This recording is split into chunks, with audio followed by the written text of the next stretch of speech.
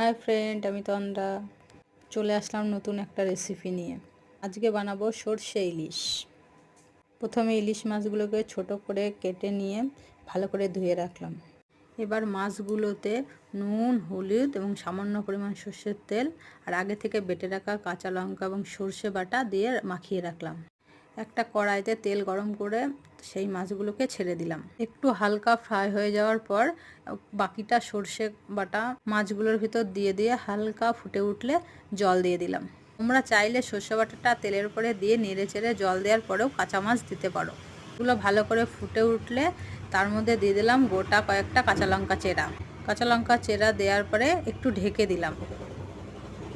এবার ঢাকা সরিয়ে স্বাদ মতো লবণ দিয়ে দিলাম। অল্প কিছু পরিমাণ জল দিয়ে ভালো করে আবার ফুটিয়ে নিলাম। মাছগুলো ভালো করে সিদ্ধ হয়ে গেল এবং ঝোলটা থেকে তেল ছাড়লে রেডি আমাদের সরষে ইলিশ।